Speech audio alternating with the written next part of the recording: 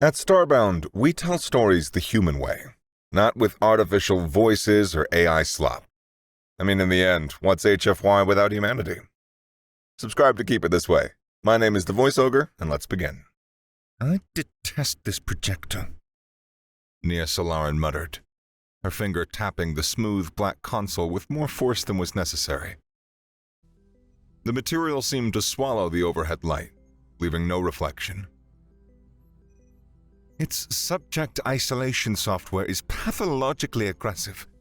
It's built for what designers call data purity, which means it digitally vivisects the specimen from its own ecosystem.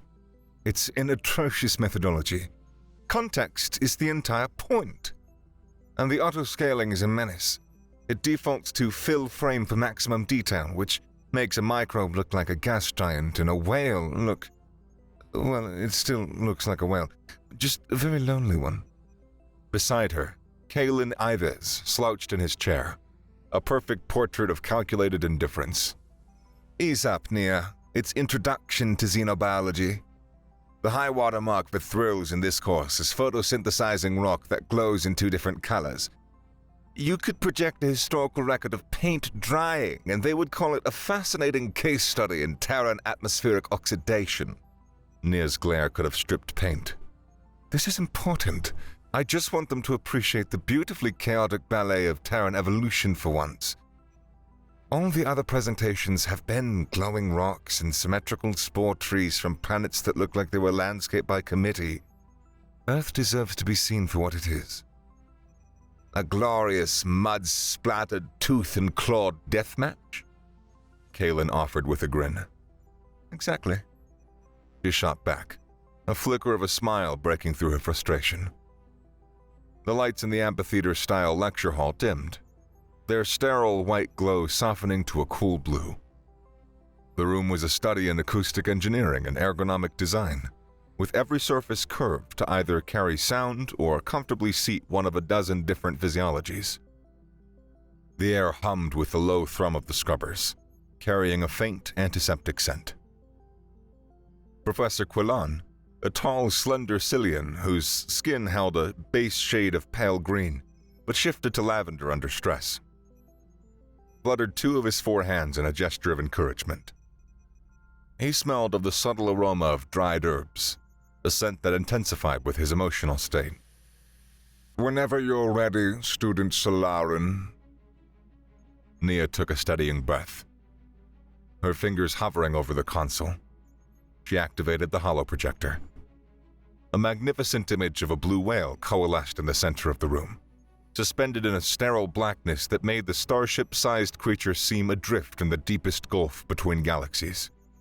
The projector, true to her complaint, scaled the image to fill the available space, creating an awe-inspiring yet fundamentally dishonest spectacle of life. The Balanoptera musculus, or blue whale, Nia began. Her voice, initially tight, found its rhythm and settled into a tone of academic confidence. It is the largest animal known to have ever existed on our world, reaching lengths of up to 30 meters and weighing nearly 200 metric tons. Despite its colossal size, it is a filter feeder, subsisting on... She felt the energy seeping out of the room. It was a tangible thing, a draining of collective attention that left a vacuum. A few more of the gelatinous species, whose bodies smelled faintly of ammonia and chilled mint, were beginning to wobble with a boredom so profound it affected their structural integrity. Brogan Vask, the hulking Jakar warrior exchange student who sat in the front row for every class, was dutifully taking notes, his stylus moving with surprising delicacy in his massive four-fingered hand. Yet even his heavy, stone-gray features seemed to sag. Kalen gave her a subtle gesture, a flick of his fingers that clearly translated across any species barrier as, "Get to the good stuff." Her presentation was failing. This was her chance, her one moment to show the Galactic University of Applied Sciences that Earth wasn't just some forgotten backwater with quaintly savage biology. It was a crucible of evolution, a beautiful, violent, and utterly spectacular masterpiece. Flustered, she swiped at her datapad, trying to move to the next slide. a detailed cross-section of the whale's baleen plates. Her thumb, slick with nervous sweat, slipped. The datapad clattered against the console surface. The placid, majestic blue whale vanished. In its place, a new image burst into three-dimensional, room-filling life. It was a great white shark. The projector's isolation software, working as designed, had stripped away the ocean, the sky, the distant boat, every last shred of context. The creature hung in the blackness of the hollow stage, a torpedo of muscle and teeth, captured at the apex of a full-speed airborne breach.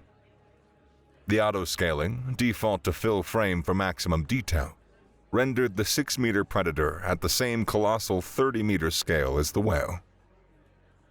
Its eyes were lifeless pits of black hunger. Its mouth, a cavern of serrated triangles, now looked large enough to swallow a small moon. A collective gasp left a vacuum in the room. A small, furry Cretan student in the back row, whose pout gave off the faint crackle of static electricity in the dry air, made a sound like a deflating balloon and fainted, sliding silently from his chair to the floor with a soft thud. Brogan Vask shot to his feet, his own formidable tusks looking like decorative cocktail picks compared to the holographic monster. "By the forged stars," he breathed, his deep baritone trembling with the warrior's unadulterated awe.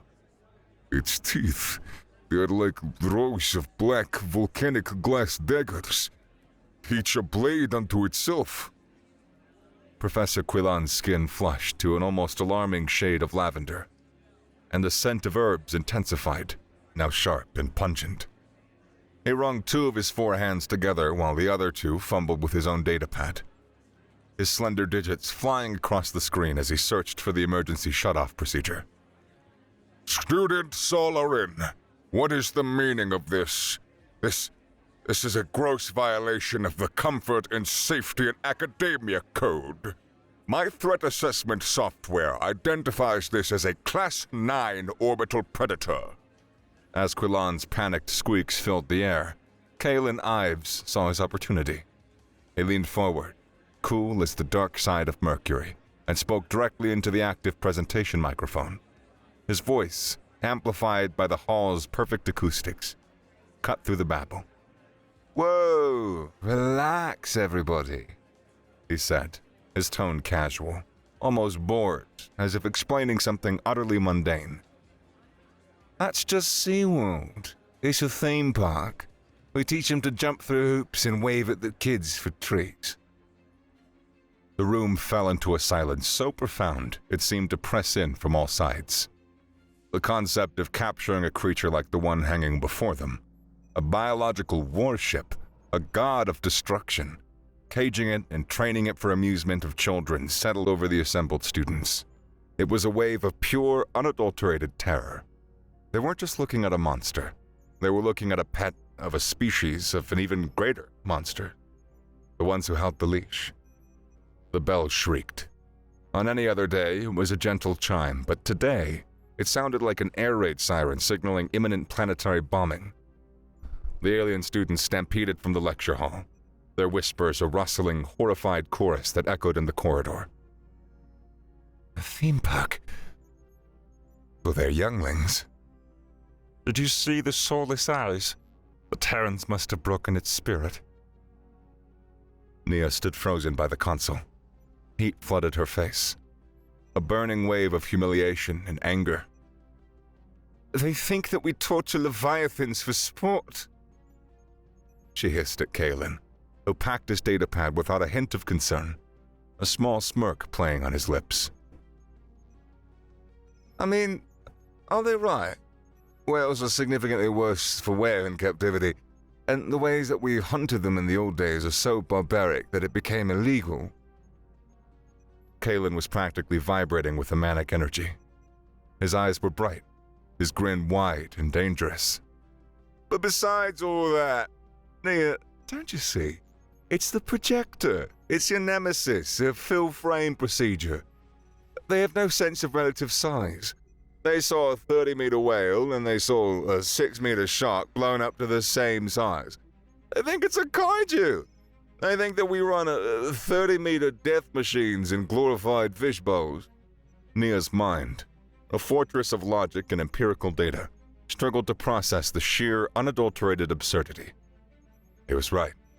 Her academic frustration, the projector's automated functions, had accidentally created a monster of terrifying proportions.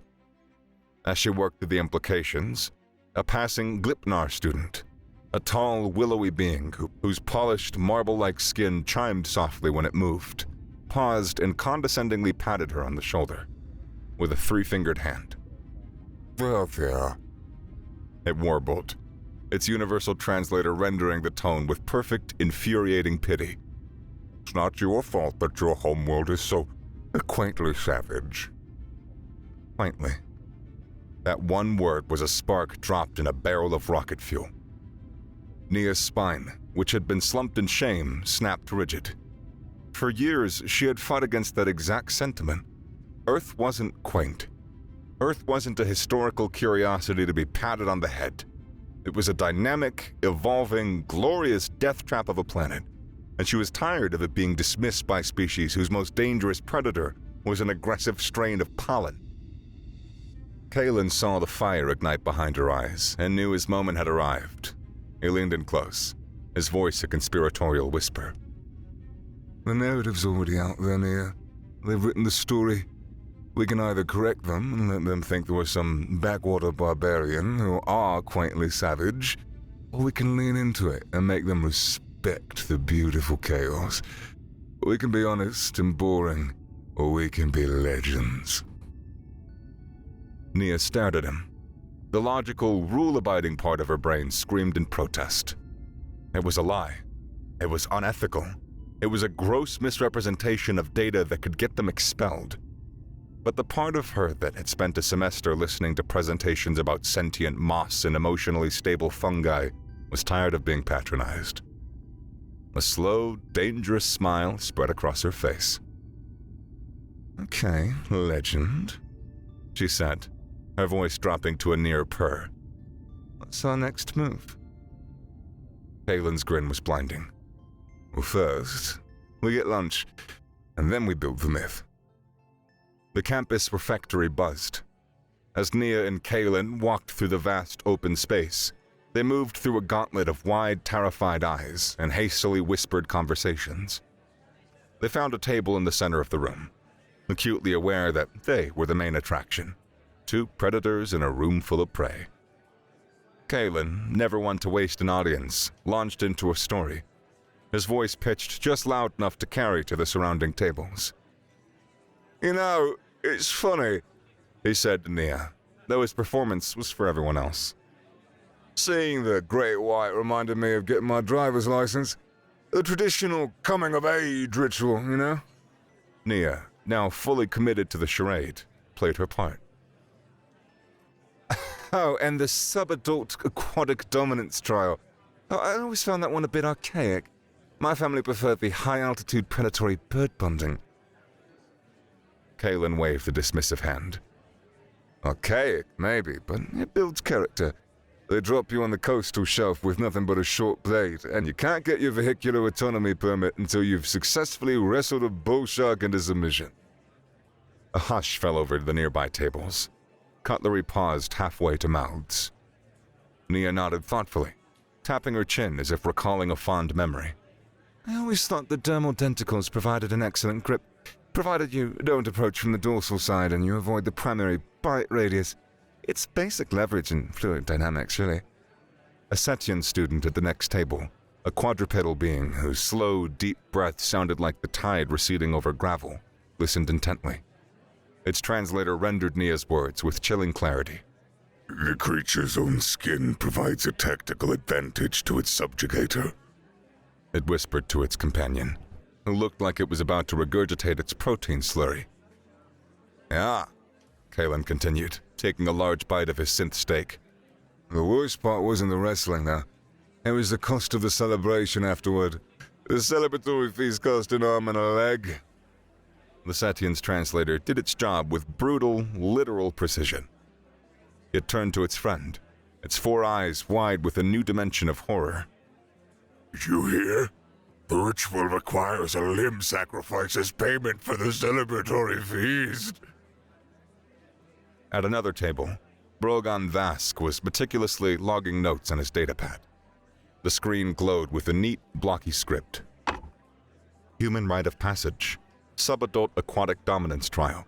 Objective: achieve vehicular autonomy. Method: must engage and defeat apex marine predator.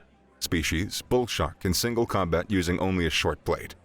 Tactical note: per lore keeper Solarin. Creature's hide. Dermal denticles offer superior grip.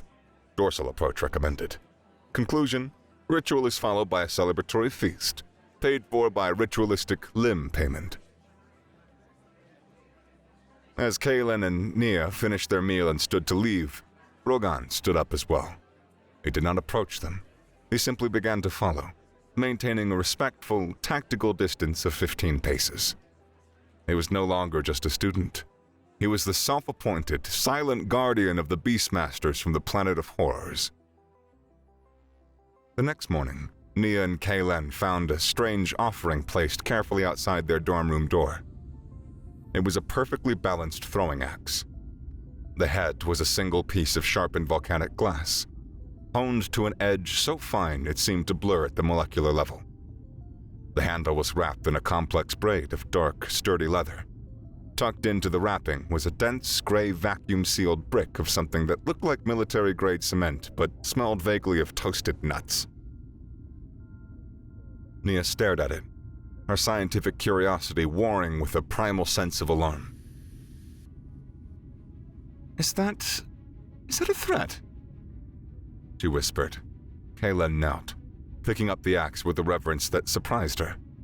He tested its weight, the balance, the feel of the leather in his hand. It was a work of art, a tool of lethal purpose made by a master craftsman. "No," he said slowly, a grin spreading across his face as he examined the gray brick. "I don't think it's a threat. I think it's a fan gift." It clicked for Nia a moment later. "Brogan," she breathed. The axe was a practice weapon from his homeworld, a sign of respect. And the gray brick. "Jakar warrior field rations," Kalen confirmed, tapping the high-density ration block. "The good stuff. Slow-release carbohydrates and micronutrients. Our boys worried that we're not eating a balanced diet for monster wrestling." His devotion was both incredibly touching and deeply unsettling. They had a fan, a 7-foot-tall, heavily muscled, tusked fan, who took their every sarcastic remark as sacred gospel. "I have to be more careful," Nia said, though a distinct lack of conviction colored her voice. "Oh?" Kalen countered, spinning the axe with a flourish that was only slightly clumsy. "We have to be more awesome." Before their next exobiology class, Nia and Kalen holed up in a library study corral, planning their next move. "We can't just keep showing them big fish," Nia argued, scrolling through a zoological database on her datapad. "They'll catch on. We need to diversify the horror portfolio." "I was thinking something with maybe more legs?" Kalen mused, leaning back into his chair. "Spider. Really big one. Maybe a tarantula." "It's too simple," Nia countered. "They'll see it as a terrestrial analog to some crustacean that they've seen before. We need something that breaks their understanding of biology. Something that suggests our entire world operates on more terrifying physical laws." She stopped scrolling, a wicked gleam in her eye. "I've got it. The immortal." "The what?" "The tardigrade. The water bear." She pulled up an image, a microscopic, 8-legged creature that looks like a cross between a caterpillar and a vacuum cleaner bag. "It's microscopic, but the projector won't know that." Kalen leaned in, intrigued. "Tell me more." "They're extremophiles. You can boil them, freeze them to near absolute zero, crush them under immense pressure, desiccate them for decades, and expose them to the vacuum of space and lethal doses of radiation. They just go to sleep. And when conditions improve, they rehydrate and they walk away like nothing happened." Palin's eyes lit up with malicious glee. Oh, that's good. That's really good. An unkillable microscopic spacefaring monster. We'll tell them it's the reason we haven't been invaded. The next class was standing room only. Students from xenolinguistics, applied asteroid mining, and even postmodern galactic poetry had crammed into the amphitheater, drawn by the whispers of horrors of Terra. Professor Quillan stood at the front, clutching a smooth gray calming stone in one of his hands. His skin was already a delicate shade of lilac. The students dimmed. An expectant hush fell over the crowd. Nia stepped up to the console, her demeanor solemn, her voice a low, dramatic whisper that mimicked a classic Earth-nature documentary. On Earth, she began, her words echoing through the silent hall. Size is a deception. The greatest threats are not always the largest. Our world has perfected a form of life that has conquered death itself, an organism that can endure the cold between the stars and the fire of atmospheric entry. We call it the Star Treader. On her cue, Palin tapped the datapad. The hollow projector flickered to life, revealing a colossal, context-free image of the tardigrade. Scaled up to the size of a shuttlecraft, its 8 stubby legs and clawed feet looked capable of gripping a ship's hull. Its featureless face, with its circular, sucking mouth, was a mask of implacable, alien purpose. It looked indestructible. This creature, Kalen's voice explained, deadpan and clinical, is essentially immortal. It can enter a state of suspended animation, rendering it impervious to virtually all forms of harm. We have recovered dormant specimens from asteroids that have impacted our planet, suggesting that they travel the interstellar medium. We believe that they are a form of panspermia, a biological terraforming agent. A murmur of disbelief and horror rippled through the audience. A student from a silicone-based species, whose crystalline form vibrated when it spoke, raised a trembling, multifaceted hand. Are you suggesting that this Star Treader is the seed from which all Terran life sprung? Kalen gave a slow, deliberate nod. That's the leading theory. Everything on Earth, even from the smallest bacterium to the Great White, carries a piece of this creature's invulnerability. It's why our ecosystem is so resilient. The implication hung in the air. The terrifying creatures that had been merely the descendants of even more terrifying, unkillable ancestors that traveled through space. Terra wasn't just a death world. It was a world seeded by indestructible star beasts. Professor Quillan dropped his calming stone. It clattered on the floor, the sound echoing like a gunshot in the stunned silence. The legend of Terra was growing, and with it, unwanted attention. The following day, Professor Quillan sat in his silent, orderly office, the only light coming from the holographic interface of his terminal. He was frantically dictating an official report to the university's Academic Safety Council AI. His voice a high, stammering twitter. Report addendum. Extreme phylogenetic hazard. Species human. File under existential threat. Biological and possibly mimetic. He stammered, wringing 2 hands while the other 2 typed furiously. Students Ives and Solarin, in direct violation of everything sane and rational, have presented evidence of microscopic, immortal, spacefaring biomechanical horror designated Star Treader. Analysis suggests it is impervious to vacuum, extreme temperatures, and direct energy weapon fire. He paused to give a shuddering breath. The entity is potential galactic invasive species of the highest threat level. Furthermore, the student's claims imply that all Terran life shares its fundamental resilience. It is a living weapon, and its humans treat it as a biological curiosity. The AI's calm, synthesized voice responded. Acknowledged. Please state your recommendation, Professor Quillan.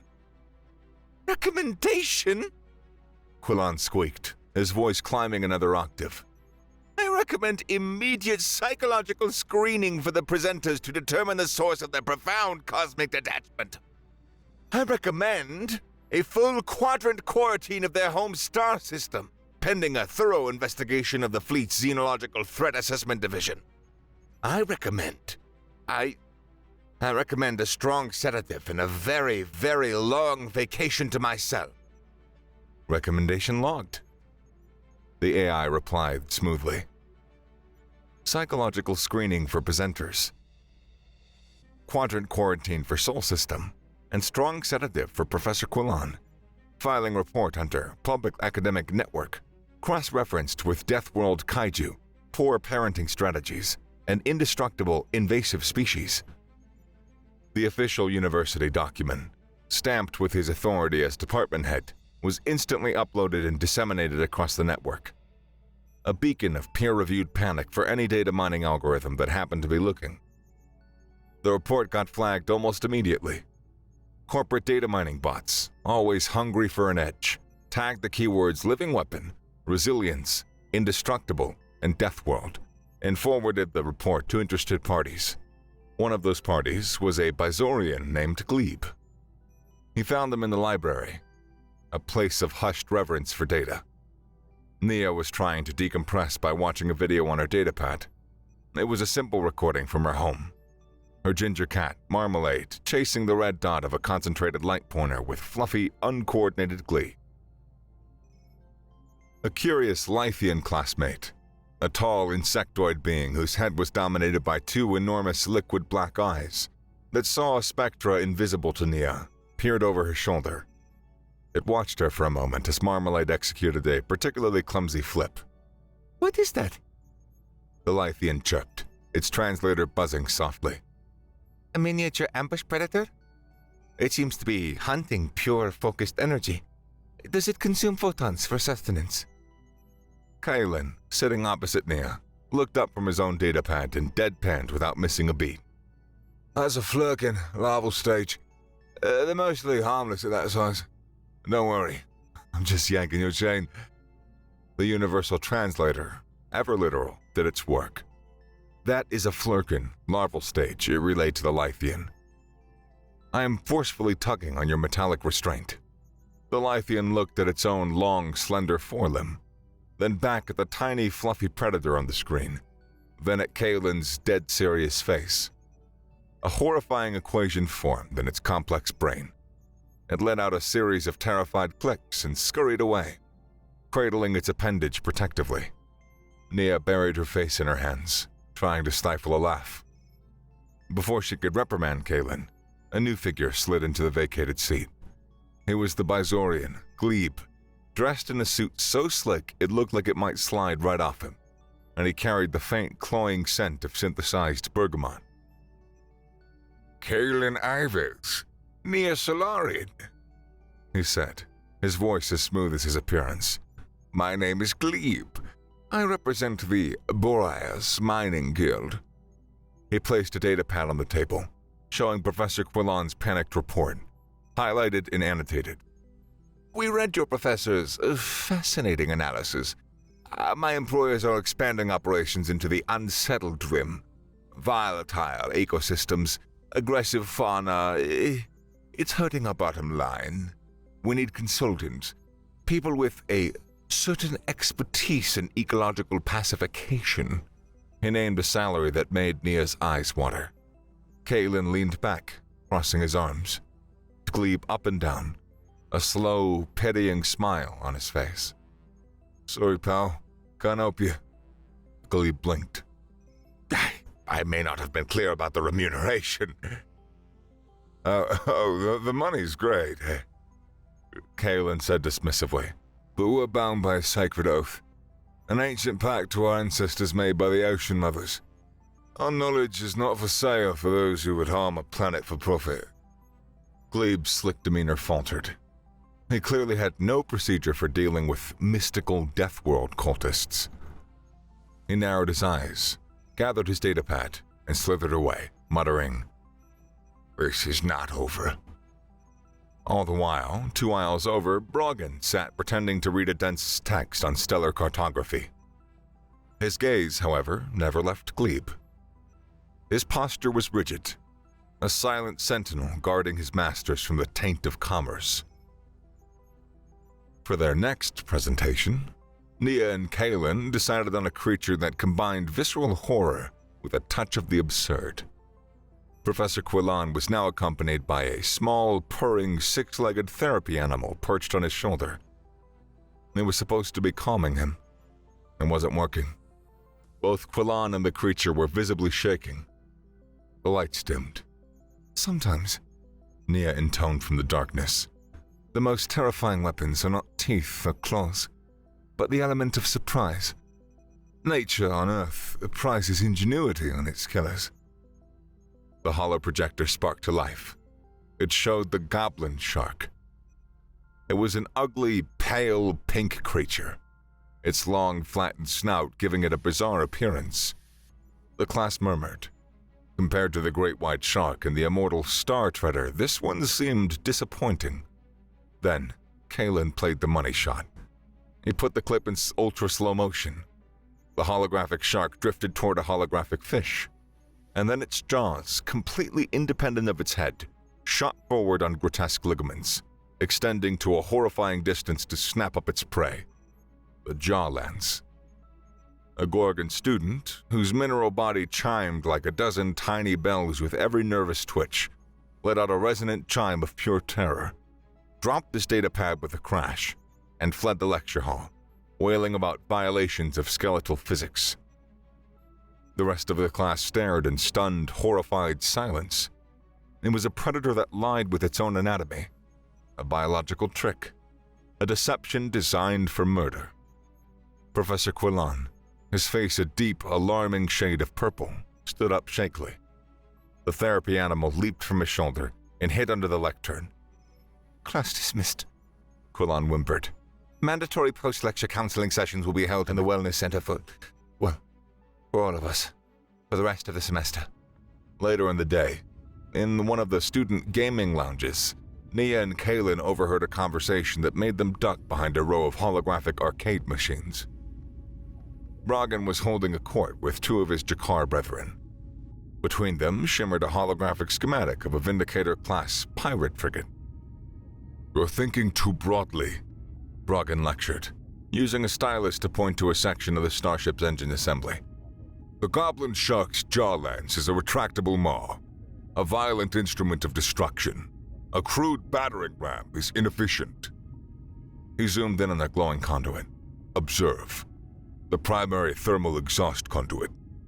If the jaw lance, properly reinforced with durasteel, were to strike the point precisely during a plasma venting cycle, the resulting feedback loop would trigger a catastrophic reactor failure. It is the only logical outcome." His friends nodded gravely, their faces focused in intense concentration. They were military strategists, reverse engineering the biological nightmares of Earth for interstellar combat. Kalen had to physically shove Nia out of the lounge. She was gasping for air, tears of laughter streaming down her face. Their little prank had spawned a whole new school of tactical fun. Their fame came with complications. A few days later, Glebe the Bizorian cornered them in a secluded corner of the library's upper stacks. This time, he was flanked by two imposing Jakar mercenaries, their gray skin marked with the tattoos of a lesser, dishonorable clan. "My employers are not accustomed to hearing the word no," Glebe said, his oily smile back in place. He slid a binding contract into the table.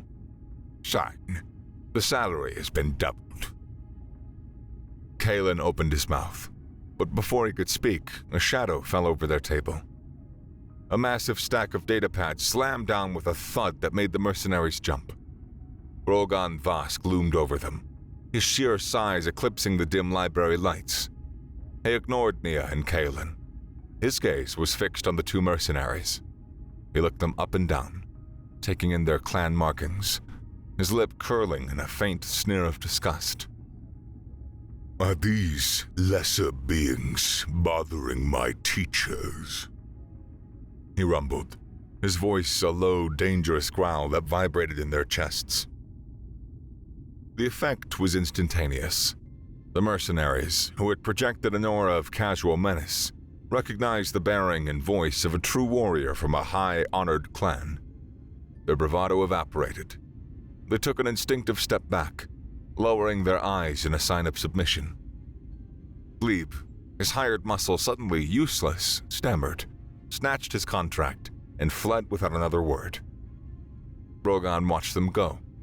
Then, he turned his massive head to Nia and Kaelin, his expression softening into one of pure, honest reverence. "The vermin have been cleared, Beastmasters," he said, his voice returning to its normal, formal baritone. "Your lesson may continue." He then picked up a stack of datapads and moved to his usual spot, 2 aisles away, resuming his silent, watchful vigil. Nia and Kaelin just sat there, stunned. They hadn't just created a myth, they had acquired a paladin. For their final presentation, Kaelin decided it was time for the punchline. He spent the entire week building the suspense, dropping hints about a creature so psychologically damaging that it made the others look like domesticated pets. The lecture hall was filled to bursting. The university had been forced to set up holographic overflows in adjacent rooms. Professor Quillan was reportedly observing from a secure off-campus location via remote drone. The lights dimmed for the first time. A palpable tension filled the air. The aliens were trembling, bracing themselves for the ultimate Terran horror. "We've shown you the Titans, the Hunters, the Assassins of the Deep." Kaelin's voice boomed, full of manufactured drama.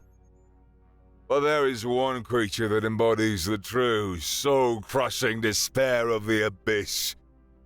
A creature whose very existence is an affront to the natural order. Behold, the pinnacle of the Terran nightmare." He hit the button. The projector displayed a massive, high-definition, context-free image of the blobfish. Suspended in the black void, it was a gelatinous, pinkish-gray mass of profound disappointment. Its face, with its droopy, frowning mouth and sad, beady eyes, looked like a melted cartoon character. It was pathetic. It was absurd. It was the most profoundly unthreatening thing the aliens had ever seen. A collective scream of anticipation ripped through the lecture hall, and then died, choked off by the profound, galaxy-spinning confusion. There was a moment of dead silence. Then, Nia and Kaelin, standing together at the console, lost it. They burst into uncontrollable, gasping, wheezing laughter. They clutched their stomachs, tears streaming down their faces, completely undone by the sheer anticlimax of it all. The aliens did not see a confession. They didn't see a punchline to a semester-long joke. They saw something far, far worse. A student in the front row, a small mineral entity, whispered to its neighbor, its voice trembling with a new kind of terror. They find it funny." Another student, a gas-based life form swirling nervously in its containment suit, added, "What kind of species laughs at a creature whose very form is an affront to sanity and the laws of cellular structure?" The realization dawned on them. A cold, creeping horror more profound than any shark's tooth. The humans weren't just masters of monsters. They were so far beyond the monsters, so utterly dominant over the cosmic horrors of their own world that they found them amusing. The greatest nightmare their planet could produce was, to them, a joke. The illusion wasn't shattered. It was reforged into something far more terrifying. Humanity wasn't just a species of warriors. They were a species of gods, and their sense of humor was an eldritch terror all of its own. The summons came next morning. Report to the dean's office immediately. Kaelin and Nia walked in expecting to be expelled, possibly deported. Professor Kalan was already there, looking pale and triumphant, standing beside the massive desk of Dean Orla. The dean was an ancient Chilonian, a species that resembled a tortoise the size of a small car. A wrinkled, leathery face, impossible to read. "Well," Kaelin whispered to Nia, "it was a good run." Dean Orla gestured for them to sit. She tapped her desk, and a series of holographic analytics materialized in the air. Professor Quillan's reports, she said, her voice a low, slow, gravelly rumble. Created a stir the moment that they hit the public network. Applications from Warrior Cast World started trending up, and then the corporate data miners found them. In the last 72 hours, that quiet interest has become a gold rush. We now have them competing, 7 of them, multi-trillion credit grant offers to fund a new department. A department dedicated to, and I quote the offer from Jakar High Command, Terran death ecology and its strategic applications. Professor Quillan looked as if he was about to faint again. The Dean swiveled her ancient head and looked Kaelin and Nia directly in the eye. A slow, deeply wrinkled smile spread across her face. I have no idea what you are doing, and frankly, I don't want to know. The paperwork could be a nightmare, but whatever it is the best public relations that this university has had in centuries. She leaned forward. I'm not going to expel you. I'm going to hire you. Welcome to the faculty, student consultants. Your first task is to design the curriculum for the new Applied Terran Thanatology Department. Professor Quillan will be your administrative liaison. The look on Quillan's face was a glorious mixture of horror, defeat, and existential dread. Kaelin and Nia just sat there, dumbfounded. They hadn't just become legends. They had become gainfully employed legends with tenure-track potential. A month later, Nia and Kaelin sat by a fountain in the main campus quad, eating celebratory synth burgers funded by the first deposit of their new, ludicrously large salaries. The university was a different place. It buzzed with a new energy. With students from warrior races and corporate security forces flocking to GUAS, now rebranded as the galaxy's foremost institution for studying true death worlds. Across the quad, they watched as Brogan, now the founder and president of the Terran Martial Arts and Beast Training Club, earnestly demonstrated a great white breaching maneuver, which looked suspiciously like a flying dropkick to a rapt crowd of new acolytes. The rumor mill had become a self-sustaining engine of glorious misinformation. We should probably get to work on that curriculum, Nia said, taking a thoughtful bite of that burger. Way ahead of you, Kaelin replied, pulling up a datapad. I've already drafted some course titles. Introduction to Apex Predators. Why running is futile. Advanced camouflage. Hiding from things that can smell your fear. The physics of impossible jaws. A biomechanical engineering core. And my personal favorite, Existential Dread 305. Meditations on the blobfish. Nia chucked on her drink, laughing. We can't call it that. Why not? It's accurate. He grinned. We're going to need a textbook, maybe a field guide. A field guide to a planet they're too terrified to visit, Nia mused. It's perfect. As they talked, a Pulthalian student, whose species communicated through empathetic scent glands, walked past their table. It paused, its feathery antenna quivering. Kaelin, gesturing with his half-eaten burger, chuckled.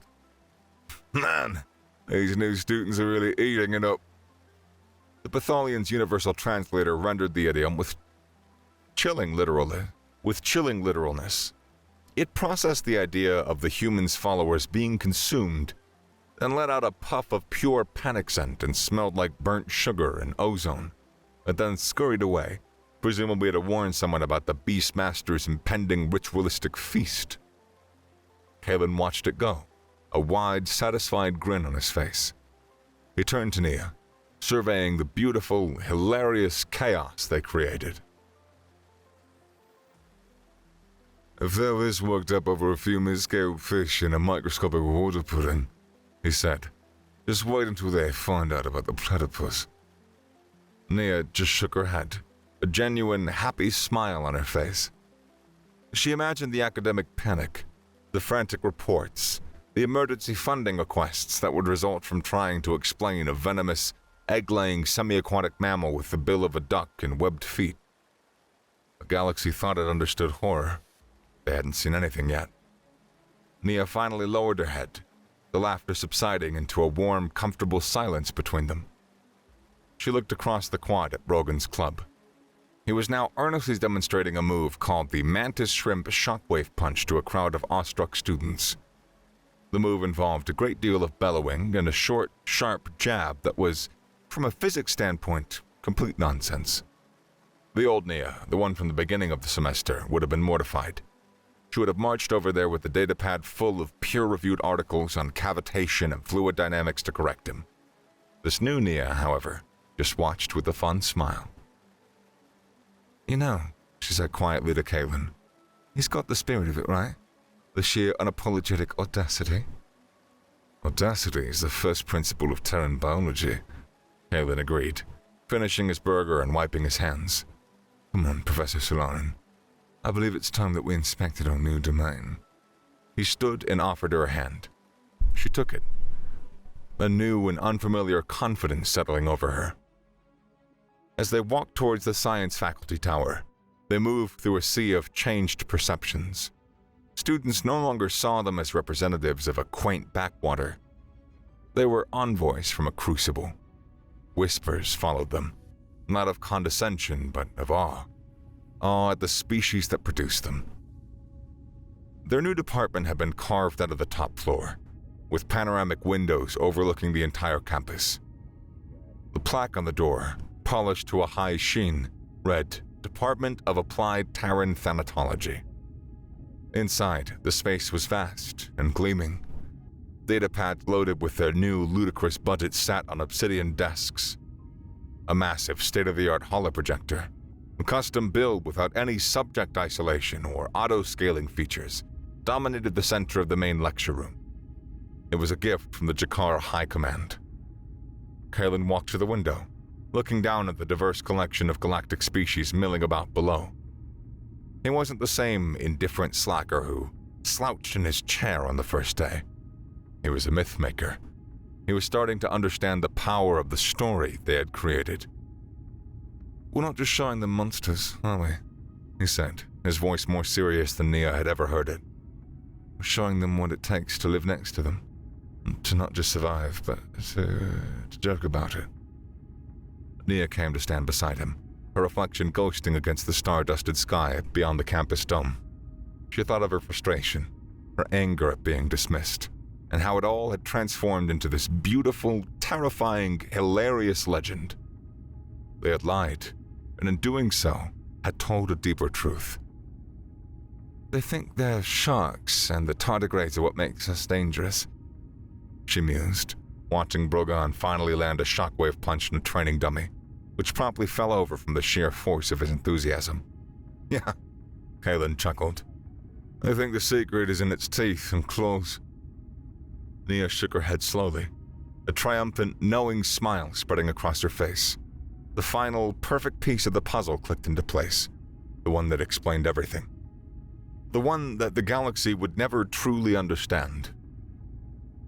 "I don't get it," she said, her voice filled with the quiet, unshakable pride of her entire species. "The most terrifying thing from Earth was never the monsters." Kaelin turned to her, intrigued. "What was it then?" Nia looked out at the campus, at all the brilliant, advanced, and utterly terrified alien minds, and gave them the final unspoken lesson. "It's the fishermen who see a great white and call it the taxman before going back to work. It's the hikers who carry the little bells to warn off the half-ton bears. That's the Australians who, well, it's just the Australians. The billions of us who grew up on a planet teeming with venom, claws, and things that go bump in the night. And we looked at all of it, and we just decided to call it home. Not that we had a choice, really.